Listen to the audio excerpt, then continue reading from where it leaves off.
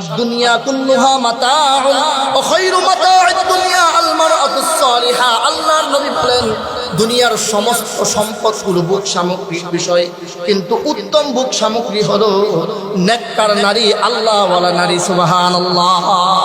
এই ব্যক্তি বলতেছেন চাচাতো বোনকে একাধিকবার আমি কুপ্রস্তাব দিয়েছি কিন্তু রাজি হয় নাই। কিছুদিন পরে আমাদের এলাকায় দুর্ভিক্ষ দেখা দিল। যারা দরিদ্র ছিল তাদের খানা পিনার অবস্থা আপনার খারাপ অবস্থা হয়ে গেল। আমি একটু ধনী ব্যক্তি ছিলাম, আমার কাছে টাকা পয়সা ছিল। আমার চাচাতো বোন এবার নিজের পেট বাঁচানোর জন্য আমার কাছে হাত পাতল অসহায় অবস্থায়। আমি এই অবস্থায় তাকে ওই কুপ্রস্তাবটা আবার দিলাম। আমি দুর্বলতার সুযোগ নিলাম নিজেকে বাঁচানোর জন্য, নিজের পেট বাঁচানোর জন্য। আমার চাচাতো বোন যখন এই কুপ্রস্তাবে রাজি হয়ে গেল, আমি তাকে 120 দিরহাম দিয়ে দিলাম। 120 দিরহাম দেওয়ার পর নির্দিষ্ট সময়ে নির্দিষ্ট জায়গায় নির্দিষ্ট কক্ষে যখন এই অন্যায় কাজটা করার জন্য, জঘন্য কাজটা করার জন্য আমি আমার চাচাতো বোনের আপনার কামরায় যখন প্রবেশ করলাম, দুইটা বর্ণনা। একটা হলো আমি আমার বোনের গায়ে যখন হাত দিব, আর একটা বর্ণনা হলো ওই ব্যক্তি বলেছেন, আল্লাহর নবী বর্ণনা করতেছেন, ওই ব্যক্তিটা বলেছেন আমি যখন আমার বোনের 2 রানের মাঝখানে বসলাম, এমতো অবস্থায় 2 রানের মাঝখানে বসাতো, বুঝছেন? 2 রানের মাঝখানে যখন বসেছি, এমতো অবস্থায় আমার চাচাতো বোন আমাকে লক্ষ্য করে বলতেছে, ইয়া আবদাল্লাহ ইত্তাকুল্লাহ। আল্লাহু আকবার। আমার বোনের জবান থেকে বের হয়ে গেল, হে আল্লাহর বান্দা, আল্লাহকে ভয় করো। অন্যায়ভাবে আমার সাথে এই কাজ করা তো হারাম। আল্লাহ তাআলা পছন্দ করেন জাহান্নামকে ভয় করো, আল্লাহকে ভয় করো। আমার বোন যখন বললেন ইয়া আব্দুল্লাহ ইত্তাকুল্লাহ, হে আল্লাহর বান্দা, আল্লাহকে ভয় করো, তার এই কথাটা আমার অন্তরের মধ্যে এমন ভাবে আঘাত আনলো, আপনার ভয় আমার অন্তরে ঢুকে গেল। তার 2 রানের মাঝখানে বসা অবস্থায় আল্লাহ আপনার ভয়ে আমি উঠে চলে এসেছি। ওগো আল্লাহ, এই কাজটা যদি একমাত্র আপনার ভয়ে করে থাকি, এই বিপদ থেকে বাঁচার রাস্তা আমাদেরকে খুলে দিন। তৃতীয় ব্যক্তির দোয়া করার সাথে সাথে গুহার মুখ থেকে পাথরটা সম্পূর্ণভাবে সরে যায়। সুবহানাল্লাহ।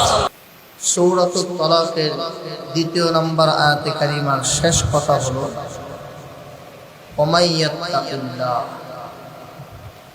যে ব্যক্তি আল্লাহকে ভয় করবে, ইয়াজআল লাহু মাখরাজা, আল্লাহ তাআলা তার জন্য সফলতার সমস্ত দরজা খুলে দেন। এটা হলো সূরাতুত তালাকের 2 নম্বর আয়াতের শেষ কথা। 3 নম্বর আয়াতে বলা হয়েছে ওয়ারযুকহু মিন হাইসু লা ইয়াহতাসিব। 2 নম্বর আয়াতের শেষ কথাটা যে মানবে, আল্লাহ তাআলা তাকে সফলতার পথ খুলে দিবেন, সাথে সাথে বিলা হিসাব রিজিকের ব্যবস্থা আল্লাহ তাআলা করবেন। এমন এমন জায়গা থেকে তাকে রিজিক দিবেন, বান্দার কল্পনাও নাই যে এই জায়গা থেকে আমার রিজিকের ব্যবস্থা রব দিয়ে দিবে। 3 নম্বর আয়াতে কারিমায় আরেকটি কথা বলা হয়েছে, সেটি হলো ওয়ামাই ইয়াতাওয়াক্কাল আলাল্লাহ, যে ব্যক্তি আল্লাহর উপরেই ভরসা করবে, ফাহুয়া হাসবুহ, রব তার জন্য যথেষ্ট হয়ে যাবে। রব তার জন্য। এই কথাগুলোরই আমি সংক্ষিপ্ত সময়ে ব্যাখ্যা করার চেষ্টা করব ইনশাআল্লাহ। সূরাতুত তালাকের 2 নম্বর আয়াতের শেষ কথা, 3 নম্বর আয়াতে কারিমার কিছু অংশ। 2 নম্বর আয়াতে কারিমার শেষে আল্লাহ তাআলা বললেন ওমাইয়াত্তাকিল্লাহ ইয়াজআল লাহু, যেই ব্যক্তি আল্লাহ তাআলাকে ভয় করবে, আল্লাহ তাআলা তার জন্য সফলতার দরজা খুলে দিবেন, মুক্তির দরজা খুলে দিবেন, সমস্যা থেকে সমাধানের দরজা আল্লাহ তাআলা খুলে দিবেন। এই কথাটা বোঝানোর জন্য আপনাদেরকে ছোট্ট একখান উদাহরণ দিব কোরআনে কারীম। বেশি বড় উদাহরণ দেব না, উদাহরণটা অনেক বড়, আমি একেবারে সংক্ষেপে 2-3 মিনিটে বলার চেষ্টা করব।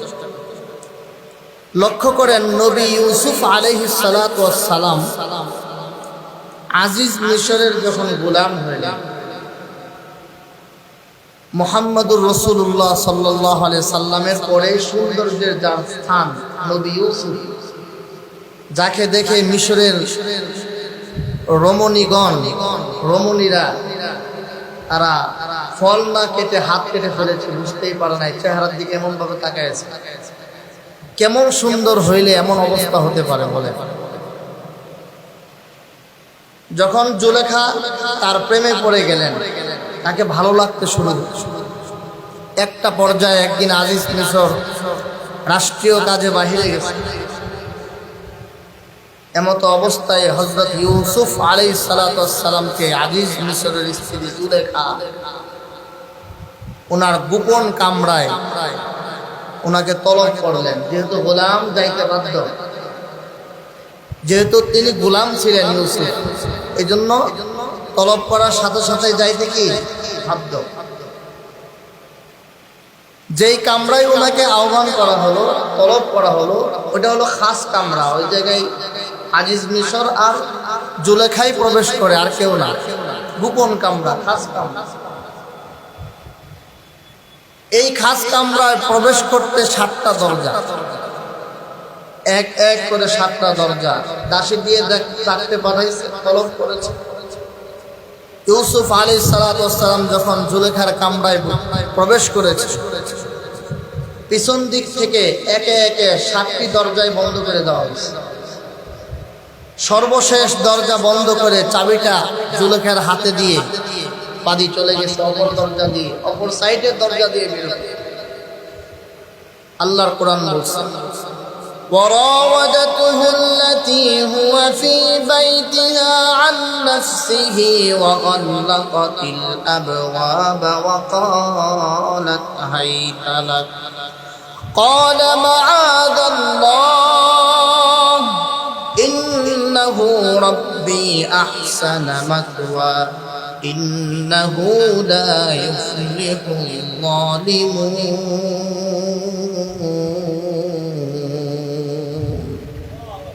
আল্লাহ কত সুন্দরভাবে উঠায় দিচ্ছে। খাস কামরায় নিয়ে দরজা বন্ধ করে জুলেখা সুন্দর করে সেজে গুজে উনি ইউসুফকে ওনার দিকে আকৃষ্ট করতে শুরু করলেন, ফুসলাইতে শুরু করলেন। কিন্তু উনি আল্লাহর আশ্রয় নিলেন। মাআযাল্লাহ, সুবহানাল্লাহ। অনেক লম্বা, এক পৃষ্ঠায়, এই কথাটাই এক পৃষ্ঠায়। আমি শুধু ওই কথাটা বোঝানোর জন্য এই উদাহরণটা টানছি।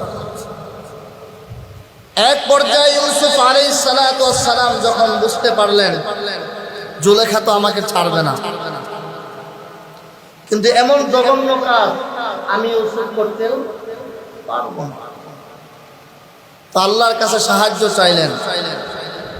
সাহায্য চাওয়ার পর ইউসুফ বুঝতে পারলেন আমার এতটুকু করার আছে, তার বিছানা থেকে একটু দূরে সরা, মানে বের হওয়ার রাস্তা যেহেতু দরজা পর্যন্ত যাওয়া এটা আমার কাজ, বাকিটা আমার রব করে দিবেন ইনশাআল্লাহ। বের হওয়ার ব্যবস্থা আমার রব করে দিবেন। বাস নবী ইউসুফ আলাইহিস সালাতু ওয়াস সালাম রবকে ভয় করে জুলেখার বিছানা থেকে সরে যেই মাত্র কি তিনি দরজার দিকে দৌড় দিয়েছেন, দরজার কাছে এসে দরজায় হাত দেওয়ার সাথে সাথে আল্লাহ তাআলা কুদরতিভাবে এবার প্রথম নাম্বার দরওয়াজা খুলে দিয়েছেন। জুলেখা লাফ দিয়ে পিছন থেকে ইউসুফকে ধরছে, জামার পিছনে ছু দিয়ে ধরছে, ছুপ মারছে, খাপলায় ধরছে। ধরছে যখন ইউসুফ যখন দিছে দৌড়, জামা গেছে ছিঁড়ে। বাস দৌড় দিয়ে দ্বিতীয় নাম্বার দরজায় যখন এসেছেন, আল্লাহ তাআলা কুদরতিভাবে দ্বিতীয় দরজাও খুলে দিয়েছে। তৃতীয় নাম্বার দরজায় এসেছেন, তৃতীয় দরজাও খুলে দিয়েছে। তৃতীয় নাম্বার, চতুর্থ, পঞ্চম, ষষ্ঠ, সপ্তম নাম্বার 7টি দরওয়াজা আল্লাহ তাআলা কুদরতি ক্ষমতায় খুলে ইউসুফকে বের হওয়ার ব্যবস্থা করে দিয়েছে। বাস ইউসুফ আলাইহিস সালাতু ওয়াস সালাম যখন দরজা থেকে বের হয়ে উনি বাহিরে চলে আসছেন, আসার সাথে সাথেই সামনে পড়েছে আজিজ মিশর, বাহির থেকে চলে আসছে। বাহির থেকে ওয়াল ফায়া সাইদাহা লাদাল বা, কোরআনের কথা। বাহিরে এসে সামনে পড়েছে আজিজ মিশর। যখন আজিজ মিশর সামনে পড়েছে, জুলেখাও চলে আসছে।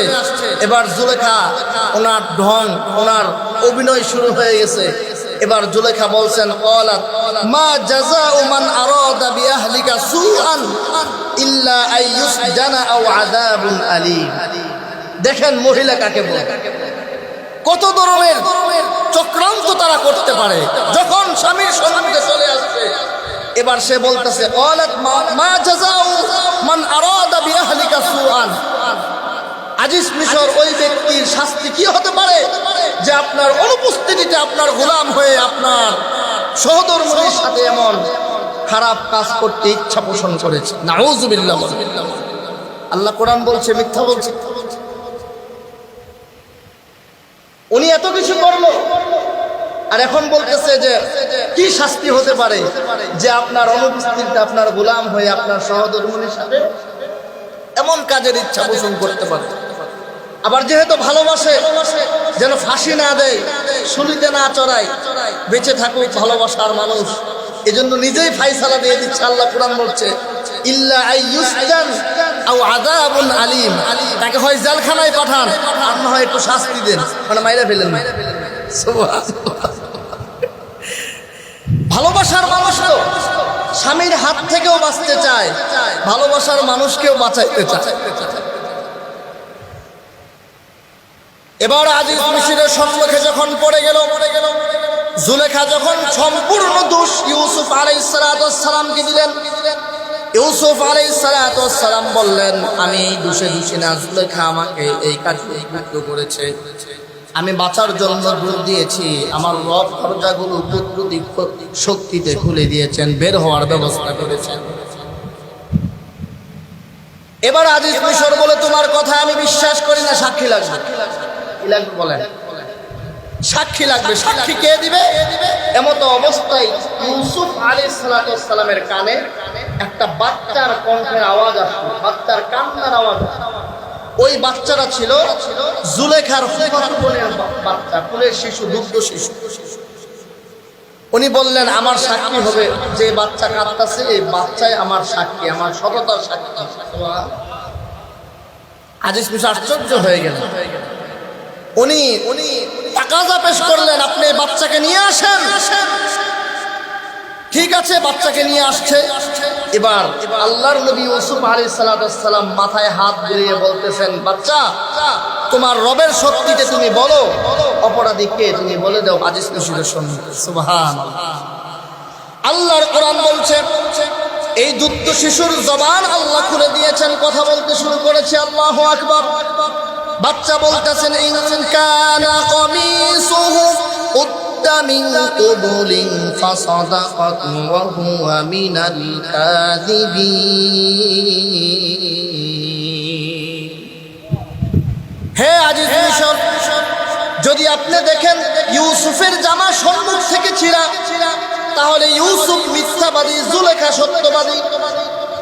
ওয়াইন কানা কমিসুহু কুদ্দা মিন দুবুরিন ফাকাযাবাত ওয়া হুয়া মিনাস সাদিকিন। আর যদি আপনি দেখেন ইউসুফের জামা পিছন দিক দিয়ে ছেঁড়া, তাহলে ইউসুফ সত্যবাদী, জুলেখা মিথ্যাবাদী। এবার আজিজ মিশর তাকায়া দেখেন, না, ইউসুফ সত্যবাদী, ইউসুফ পবিত্র, আমার স্ত্রী জুলেখাই মিথ্যাবাদী। কারণ হলো আমার ইউসুফের জামা সম্মুখ দিয়ে ছিঁড়া না, পিছন দিক থেকে ছিঁড়া। সুবহানাল্লাহ। যেই কথাটা বোঝাতে যাচ্ছি, আল্লাহ সুবহানাহু ওয়া তাআলা সূরাতুত তালাকের শেষ আয়াত 2 নম্বর আয়াতের শেষ অংশে বললেন, ওমাইয়াত্তাকিল্লাহ ইয়াজআল লাহু মাখরাজা। যে ব্যক্তি রবকে ভয় করবে, আল্লাহ তাআলা তার বাঁচার রাস্তা খুলে দিবেন, তার সফলতার রাস্তা খুলে দিবেন।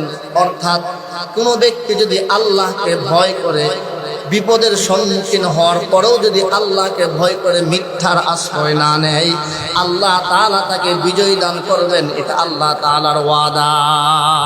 সুবহানাল্লাহ। এটা আল্লাহ তাআলা কি বলেন? এটা আল্লাহ তাআলার ওয়াদা। আল্লাহ তাআলা বিজয় দান করবেন। দেখেন 7টা দরজা খুলে যাবে, এটাকে কল্পনা করেছে? জুলেখা কল্পনা করেছে? খুলেছেন কে বলেন?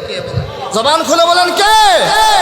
তবে তার জন্য আল্লাহ তাআলা বিপদের সময় রাস্তা খুলে দিবেন যে ওমাই ইয়াতাওয়াক্কাল আলাল্লাহ, যে ব্যক্তি ওমাই ইয়াত্তাকিল্লাহ, যে ব্যক্তি আল্লাহকে ভয় করবে যে তার জন্য আল্লাহ রাস্তা খুলে দিবেন। আল্লাহকে ভয় করার সার কথা হলো গুনাহ থেকে আল্লাহর ভয়ে নিজেকে মুক্ত রাখা। এটা হচ্ছে মুত্তাকি। একে বলে কি? মুত্তাকি কাকে বলে? আল্লাহকে ভয় করে গুনাহ থেকে নিজেকে মুক্ত রাখা, তাকেই বলে কি? মুত্তাকি।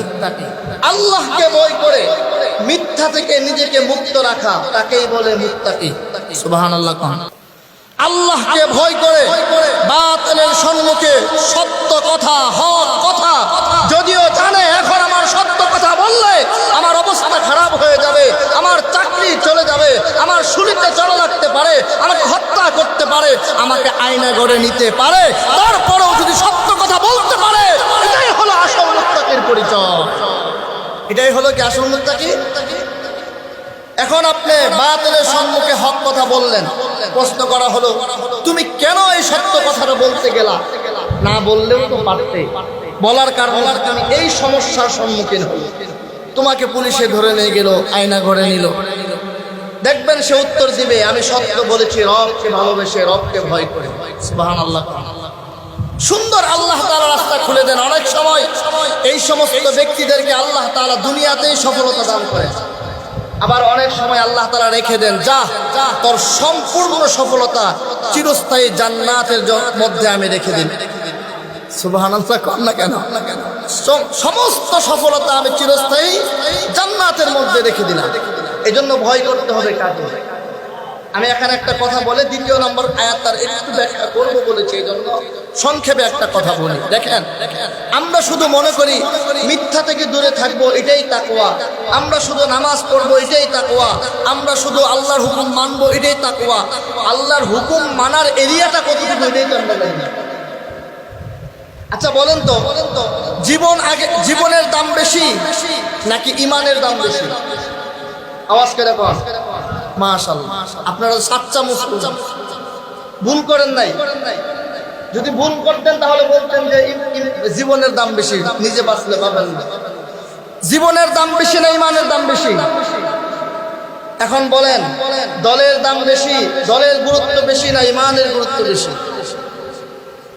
যারা দল করতেছেন, আওয়ামী লীগ, বিএনপি, জামাত, আরো কত দল, বাংলাদেশে তো দলের অভাব নাই। মানে দল এখন ভাইরাস হয়েছে বাংলাদেশ। কথাক্ষণ ঠিক কিনা? দলের অভাব নাই। তো তাদের জন্য বলবো যে যেই দল করুন না কেন, আপনার মনে রাখতে হবে আমার রব হচ্ছেন আল্লাহ। আমি যেই দল করি না কেন, দলের থেকে জীবনের থেকে আমার ঈমান আগে। কথা বলেন ঠিক না বেঠিক? দলের থেকে জীবনের থেকে আমার ঈমান আগে। রবকে আমার সবসময় ভয় করতে হবে। আর রবকে ভয় করার মানে হলো রবের সমস্ত কথা, সমস্ত হুকুম নির্দ্বিধায় মেনে নেওয়াই হচ্ছে আসল মুত্তাকির পরিচয়। কথা কন ঠিক না বেঠিক? এখন আপনি দল করেন, দল করতে গিয়ে যদি আপনি বলেন আমি যেই দল করি এই দলের আইনই মানি, আমি শরীয়তের আইন মানি না, নাউজুবিল্লাহ বললেন না, কথা বুঝেন না মনে হয়। আপনি বলে ফেললেন আমি যেই দল করি আমি এই দলের সংবিধান মানি, শরীয়তের সংবিধান মানি না। তাহলে আপনাদেরকে একটা আয়াত শোনায় দিচ্ছে। আল্লাহ বলেন, ওয়ামান লাম ইয়াহকুম বিমা আনজালাল্লাহ ফাউলাইকা হুমুল কাফিরুন। যে ব্যক্তি আল্লাহর হুকুম, আল্লাহর বিধান মানবে না, আল্লাহর ফতোয়া, ফাউলাইকা হুমুল কাফিরুন, তারা হচ্ছে কাফের। নাউজুবিল্লাহ বলেন না কেন?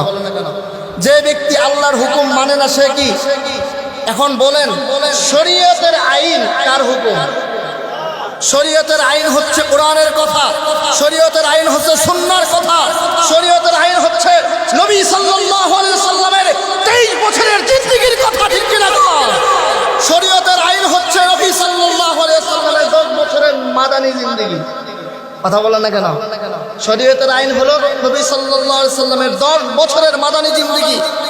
শরীয়তের আইন মানি না মানে 30 পারা কোরআন আমি মানলাম না। শরীয়তের আইন মানি না মানে লক্ষাধিক নবীজির হাদিস কেন অস্বীকার করলাম। শরীয়তের আইন মানি না মানে নবীজির মাদানী জিন্দেগিকে আমি অস্বীকার করলাম। শরীয়তের আইন মানি না মানে নবীজির প্রতিষ্ঠিত খেলাফতি রাষ্ট্রকে আমি অস্বীকার করলাম।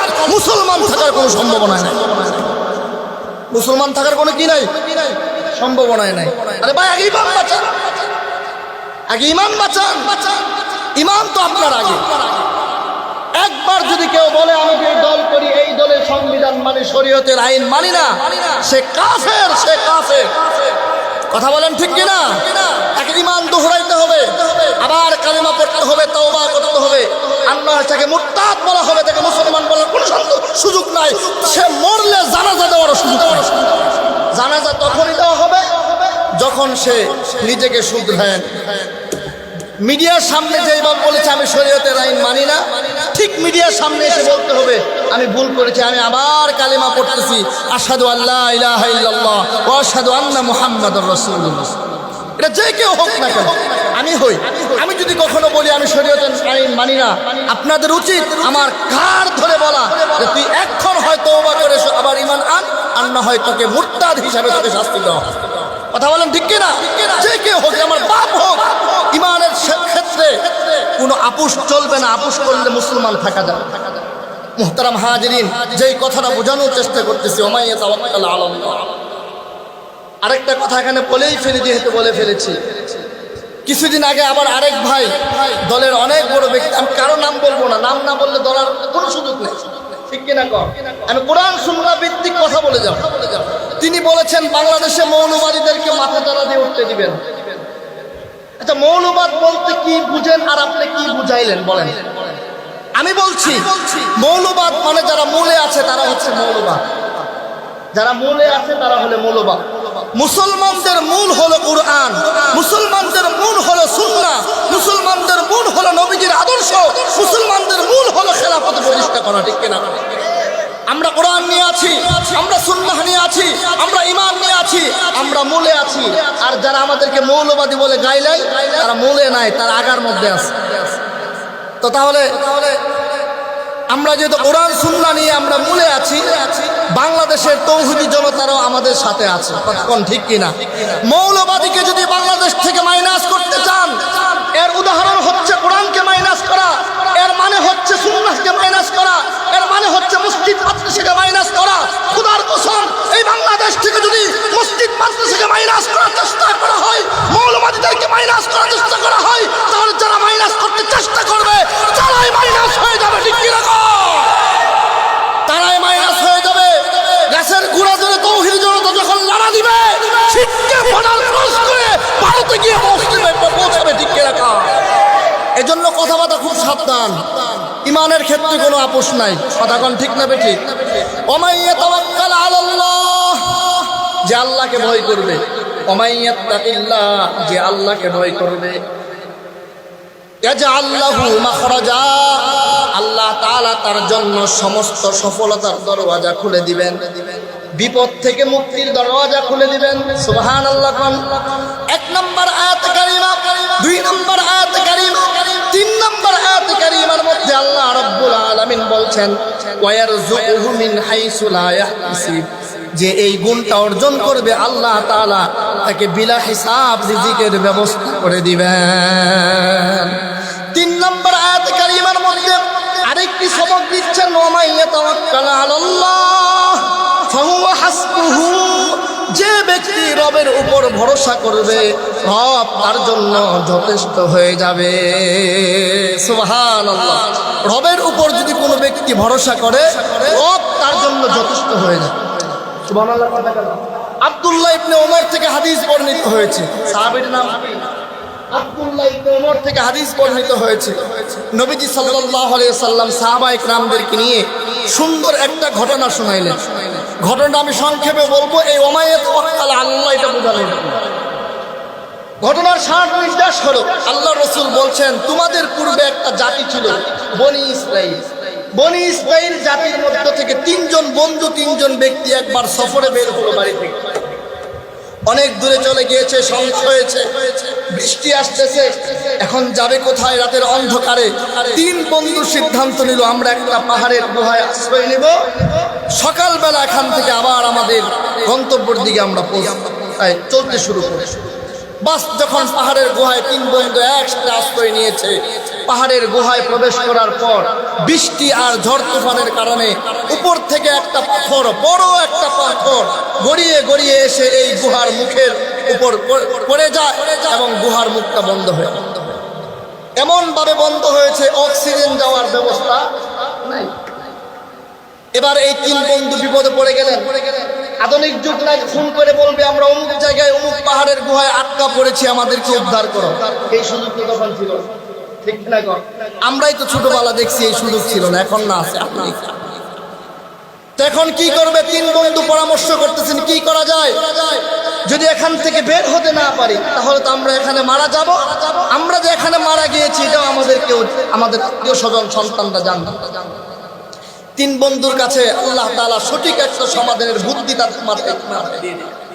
তিন বন্ধু সিদ্ধান্ত নিল আমরা তিনজন যেই নেক আমলটা করেছি আল্লাহর ভয়ে, আল্লাহকে খুশি করার জন্য, ওই নেক আমলের উসিলায় আল্লাহর কাছে আমরা দোয়া করতে থাকি, আল্লাহ তাআলা এখান থেকে বের হওয়ার রাস্তা করেছে। সুবহানাল্লাহ। একেবারে সংক্ষেপে বলছি, এক বন্ধু দোয়া করতে শুরু করলেন, ওগো আল্লাহ, আমার বৃদ্ধ মা বাড়িতে আছে, আমি প্রত্যেক দিন আমার কাজে যাই, সন্ধ্যার সময় কাজ থেকে ফিরে এসে আমার বকরির দুধ দহন করে সর্বপ্রথম আমার মাকে দুধ পান করাই, এরপর আমার স্ত্রী সন্তানদেরকে দুধ দিই। যতক্ষণ পর্যন্ত আমার মাকে দুধ পান না করাই ততক্ষণ পর্যন্ত পরিবারের অন্য কোনো সদস্যকে আমি দুধ দেই না। একদিন জুড়ে চলে গেলাম, অনেক রাত হয়ে গেল, এসে দেখি আমার মা ঘুমিয়ে পড়েছে। আমি দুধ দহন করলাম, দুধ দহন করার পর আমি এই দুধ দহন করার পর আমার মাকে দুধ পান না করে সন্তানদেরকে দিব, এটা আমার ভালো লাগলো না। আমার মা দেখি ঘুমিয়ে পড়েছে, এখন আমি কি করব? দুধের গ্লাস হাতে নিয়ে, দুধের পাত্র হাতে নিয়ে মায়ের মাথার কাছে দাঁড়িয়ে থাকলাম ফজর পর্যন্ত। ওগো আল্লাহ, এই আমলটা যদি তোমাকে সন্তুষ্টি করার জন্য করে থাকি, ভয় করে থাকি, তাহলে এই বিপদ থেকে আমাদেরকে আপনি মুক্ত করে দিন। পাহাড়ের গুহা থেকে, আপনার এই গুহার মুখ থেকে পাথরটা একটু সরে গেছে, এই পরিমাণ সরেছে, মানে একটু অক্সিজেন ঢুকে বাতাস ঢুকার ব্যবস্থাটা হয়েছে। আরেক ব্যক্তি দোয়া করতেছে, আল্লাহ, আমার বাড়িতে আমার কাজে আমি কয়েকজন দিন মজুরি নিযুক্ত করেছিলাম, দিন শেষে সকলকে আমি পারিশ্রমিক দিয়ে বিদায় করে দিয়েছি। একজন ব্যক্তি সে পারিশ্রমিক না নিয়ে চলে গিয়েছে, তার টাকা, গরিবের টাকা, রক্তদাম জড়া টাকা আমি কি করব চিন্তায় পড়ে গেলাম। কিছুদিন অপেক্ষা করার পর তার এই টাকাটাকে আমি ব্যবসায়ী কাজে লাগাইতে শুরু করলাম। মাস আস্তে আস্তে তার মাল বৃদ্ধি হতে শুরু করলো। একদিন এই ব্যক্তি অনেকদিন পরে আমার কাছে এসে বলল, আমি হচ্ছে ওই ব্যক্তি যে আপনার কাছে কাজ করি, উজরত না নিয়ে চলে গিয়েছিলাম, আজ আমার উজরত আমাকে ফিরিয়ে দিন। এবার এই ব্যক্তিটা একটা চারণ ভূমিতে নিয়ে যাওয়ার পরে এই ব্যক্তিকে বলতেছে, এই চারণ ভূমিতে যত গরু, ছাগল, মহিষ দেখতেছ, এই সবগুলো তুমি নিয়ে যাও। হাদিসের মধ্যে আসছে, আমি একেবারে সংক্ষেপে বলতেছি। এবার এই ব্যক্তি বললেন, আপনি কি আমার সাথে ঠাট্টা করতেছেন নাকি? বলে, না না, আমি ঠাট্টা করতেছি না, তুমি চলে যাওয়ার কারণে তোমার উজরতের টাকা দিয়ে, তোমার পারিশ্রমিক টাকা আমি ব্যবসায়ীর কাজে লাগাইছি, এই সবগুলো তোমার ওই টাকার ফসল, তুমি এগুলো নিয়ে যাও, একটাও আমার না। বলতেছেন, ওগো আল্লাহ, এই কাজটা যদি একমাত্র তোমার সন্তুষ্টির জন্য করে থাকি, তোমাকে ভয় করেই করে থাকি, তাহলে এই বিপদ থেকে আমাদেরকে আপনি মুক্ত করুন। গুহার দরজা থেকে পাথর আরেকটু সরে গিয়েছে, এতটুকু সরেছে, তবে এই তিনজন মানুষ যে বের হবে এতটুকু এখন পর্যন্ত সরে নাই। তৃতীয় ব্যক্তি দোয়া করতে লাগলেন, ওগো আল্লাহ, আমার একজন চাচাতো বোন ছিল, খুব রূপসী সুন্দরী, তার প্রতি আমি আসক্ত ছিলাম, তাকে আমি একাধিকবার কুপ্রস্তাব দিয়েছি, কিন্তু সে রাজি হয় নাই। সুবহানাল্লাহ। নেককার নারী আছে না নাই? আদ-দুনিয়া কুল্লুহা মাতাউন ওয়া খায়রু মাতা'আদ দুনিয়া আল মারআতুস সালিহা। আল্লাহর নবী বলেন দুনিয়ার সমস্ত সম্পদগুলো ভোগ সামগ্রিক বিষয়, কিন্তু উত্তম ভোগ সামগ্রী হলো নেককার নারী, আল্লাহওয়ালা নারী। সুবহানাল্লাহ। এই ব্যক্তি বলতেছেন চাচাতো বোনকে একাধিকবার আমি কুপ্রস্তাব দিয়েছি কিন্তু রাজি হয় নাই। কিছুদিন পরে আমাদের এলাকায় দুর্ভিক্ষ দেখা দিল। যারা দরিদ্র ছিল তাদের খানা পিনার অবস্থা আপনার খারাপ অবস্থা হয়ে গেল। আমি একটু ধনী ব্যক্তি ছিলাম, আমার কাছে টাকা পয়সা ছিল। আমার চাচাতো বোন এবার নিজের পেট বাঁচানোর জন্য আমার কাছে হাত পাতলো অসহায় অবস্থায়। আমি এই অবস্থায় তাকে ওই কুপ্রস্তাবটা আবার দিলাম। আমি দুর্বলতার সুযোগ দিলাম নিজেকে বাঁচানোর জন্য, নিজের পেট বাঁচানোর জন্য। আমার চাচাতো বোন যখন এই কুপ্রস্তাবে রাজি হয়ে গেল, আমি তাকে 120 দিরহাম দিয়ে দিলাম। 120 দিরহাম দেওয়ার পর নির্দিষ্ট সময়ে নির্দিষ্ট জায়গায় নির্দিষ্ট কক্ষে যখন এই অন্যায় কাজটা করার জন্য, জঘন্য কাজটা করার জন্য আমি আমার চাচাতো বোনের আপনার কামরায় যখন প্রবেশ করলাম, দুইটা বর্ণনা।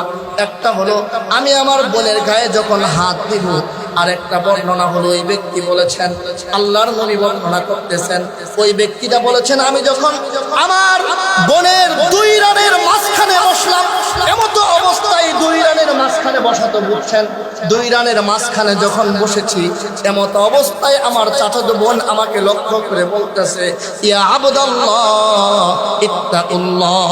আল্লাহু আকবার। আমার বোনের জবান থেকে বের হয়ে গেল, হে আল্লাহর বান্দা, আল্লাহকে ভয় করো। অন্যায়ভাবে আমার সাথে এই কাজ করা তো হারাম। আল্লাহ তাআলা পছন্দ করেন জাহান্নামকে ভয় করো, আল্লাহকে ভয় করো। আমার বোন যখন বললেন ইয়া আব্দুল্লাহ ইত্তাকুল্লাহ, হে আল্লাহর বান্দা আল্লাহকে ভয় করো, তার এই কথাটা আমার অন্তরের মধ্যে এমন ভাবে আঘাত আনলো, আপনার ভয় আমার অন্তরে ঢুকে গেল। তার 2 রানের মাঝখানে বসা অবস্থায় আল্লাহ আপনার ভয়ে আমি উঠে চলে এসেছি। ওগো আল্লাহ, এই কাজটা যদি একমাত্র আপনার ভয়ে করে থাকি, এই বিপদ থেকে বাঁচার রাস্তা আমাদেরকে খুলে দিন। তৃতীয় ব্যক্তির দোয়া করার সাথে সাথে গুহার মুখ থেকে পাথরটা সম্পূর্ণভাবে সরে যায়। সুবহানাল্লাহ। সার কথা হলো ওমাইয়াত্তাকিল্লাহ ইয়াজআল লাহু মাখরাজা ওয়া ইয়াতাওয়াক্কাল আলাল্লাহ ফাহুয়া হাসবু। এই দুটোটা কথার উদাহরণ এই ঘটনার মধ্যে আছে না নাই? এখন বলেন তো ভয় করতে হবে কাকে? আর আওয়াজ করে বলেন, ভরসা করব কার উপর? আল্লাহর উপর আমাদের ভরসা থাকবে। ভয় করব তো একমাত্র রবকে করব। কোন দল, কোন লাল চক্ষু, কোন সন্ত্রাস, কোন চাঁদাবাজ, কোন দুর্নীতিবাজকে আমরা ভয় করি না। আমরা ভয় করি একমাত্র কাকে? আল্লাহকে। আমরা গুনাহ থেকে বাঁচবো কার ভয়ে? আল্লাহর ভয়ে। যদি আমরা আল্লাহকে এভাবেই ভয় করতে পারি, বিপদ যত বড় হোক না কেন, ইব্রাহিম যেমন আগুনে পড়ে জান্নাতের ঘ্রাণ পেয়েছে, আপনাকে আয়না ঘরে রাখলে আয়না ঘরে আপনি জান্নাতের ফল খাইতে পারবেন। সুবহানাল্লাহ কন্যা কেন? আরে বলেন তো, এমন প্রমাণ আছে না নাই? সাহাবায়ে কেরামদেরকে আটক করেছে জেলখানায়, ওই যুগের জেলখানায় বন্দী করেছে, খাবার দেয় না, কিচ্ছু দেয় না। খুবাইব রাদিয়াল্লাহু তাআলা আনহু, উনি এমন সময় আঙ্গুর খাচ্ছেন যে সময় মক্কার কোনো জায়গায় আঙ্গুর নাই। এবার চিন্তা করলো আঙ্গুর খাই কোত্থেকে? আল্লাহ তাআলা ফেরেশতা দিয়ে জান্নাতে আঙ্গুর পাঠায়। সুবহানাল্লাহ কন্যা কেন? তো আয়না আল্লাহর পক্ষে থেকে আল্লাহকে ভয় করে সত্য কথা বলে গুনাহ থেকে মুক্ত থেকে যদি আমরা আয়না ঘরেও যাই, আয়না ঘরটাও আমাদের জন্য আল্লাহ জান্নাত বানাবে। সুবহানাল্লাহ কন্যা কেন? আল্লাহ সুবহানাহু ওয়া তাআলা এই 2টা আয়াতের সংক্ষিপ্ত ব্যাখ্যাগুলো বুঝার তৌফিক দান করুক। আমিন। সুন্নাত করে